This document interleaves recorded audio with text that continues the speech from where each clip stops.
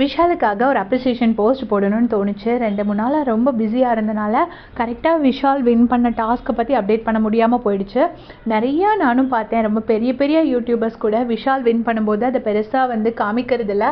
And also அவர் அந்த bulb டாஸ்கில் win பண்ணது கூட ஃபவுல் கேம் அந்த மாதிரி விஜய் டிவி ஹெல்ப் பண்ணிட்டாங்கன்னு சொன்னாங்க. பட் அவரை கரெக்டாக சென்டரில் ப்ரெஷர் கொடுத்துருப்பாரு.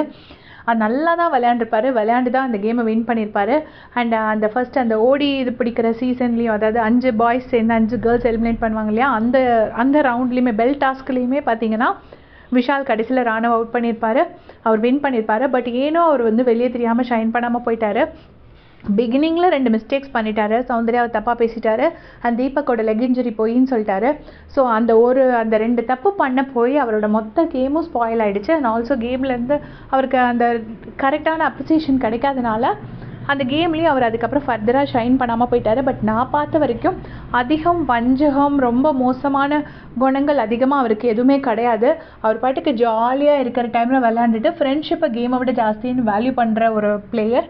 ஸோ எனக்கு தெரிஞ்ச விஷால் நிறைய பிளேயர்ஸை விட அவர் பெட்டர்னு நான் ஃபீல் பண்ணுறேன். நான் யாரை விடன்னு சொல்லலை. பட் இங்கே இருக்கிறதுல கொஞ்சம் பேர்த்தை விட அவர் கண்டிப்பாக பெட்டராக இருக்கார் அப்படின்னு நான் நினைக்கிறேன்.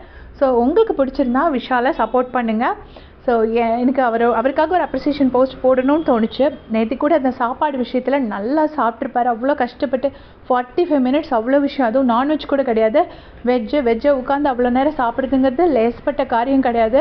சௌந்தர்யாக்காக பண்ணியிருப்பாரு.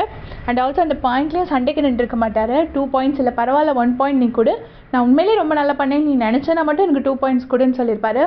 எந்த இடத்துலையும் கேமுக்காகவும் பாயிண்ட்ஸ்க்காகவும் அவர் ரொம்ப சண்டை போட்டு நான் பார்த்ததில்ல.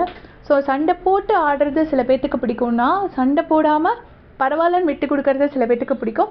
ஸோ விஷாலோட கேம் பிளே எனக்கு பிடிக்கும். அதை உங்கள் கூட ஷேர் பண்ண நினச்சேன். அதுக்கு தான் இந்த வீடியோ. உங்களுக்கும் பிடிச்சிருந்தா சப்போர்ட் பண்ணுங்கள். தேங்க்ஸ் ஃபார் வாட்சிங்.